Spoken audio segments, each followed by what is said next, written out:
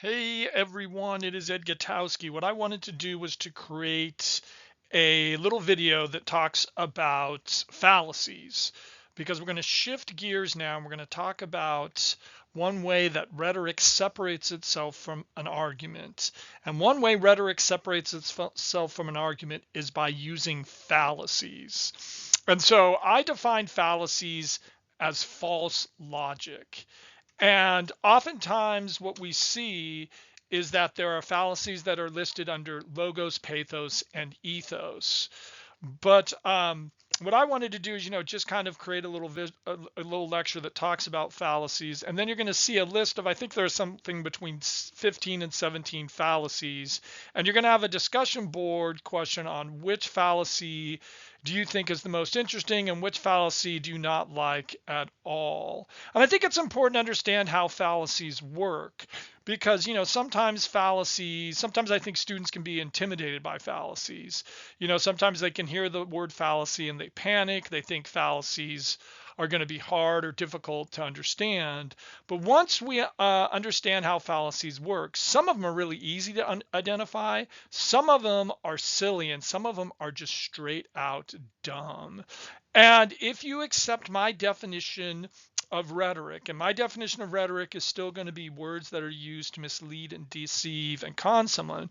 But if you go out into the real world and you come across someone who's using rhetoric, right, someone who's trying to mislead and deceive and con you, and then you catch them using a fallacy, using false logic, what happens is you start to critically think and rhetoric has an impact on you. So I just want to look at three fallacies that I really like. So let's look at one of my fallacies. And one of my favorite fallacies is the ad hominem. And the ad hominem is basically when you attack a person's character rather than addressing an issue.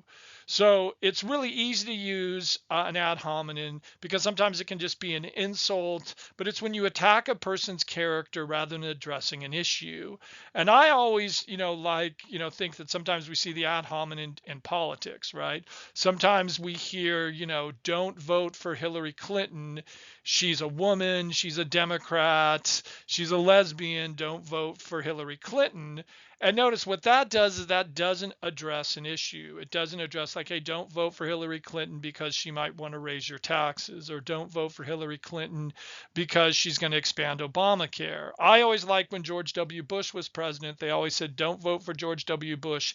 He's stupid, he's clumsy, and he's lazy, and he's from Texas, and he doesn't know how to say the word nuclear. Again, notice, right, that that's just a classic ad hominem attack. It's an attack on his character rather than addressing an issue that maybe George W. Bush wants to cut taxes or he wants to limit government. So I sometimes like the ad hominem. It can be very silly, it can be very childish. And one of my favorite ad hominems is, hey, notice, don't take Gutowski's class, he's just like Hitler. Right? Notice that's a classic ad hominem attack. It attacks my character rather than addressing with an issue. And then if we also can go to something like the non sequitur, and I always like the non sequitur because the non sequitur is when you associate two things that have nothing in common, right? So again, notice maybe if you say, hey, don't take Professor Gutowski's class, he's just like Hitler. Well, that could be an ad hominem. It's also a non sequitur because, my class and, being like Hitler really have nothing in common. They aren't similar at all. So I do like the non sequitur. And then one other fallacy that I always find is really kind of easy is the bandwagon. And the bandwagon is pretty simple. Everyone else is doing it. Why aren't you? Right? Everyone else is taking Professor Gutowski's online class. Why aren't you? So what I've done is just created sort of a lecture on kind of give you a basic understanding of fallacies. Fallacies are defined as false logic.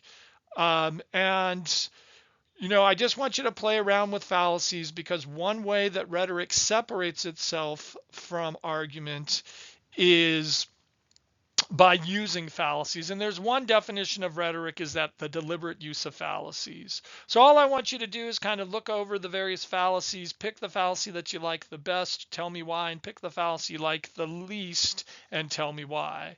And I'll look forward to seeing what you come up with.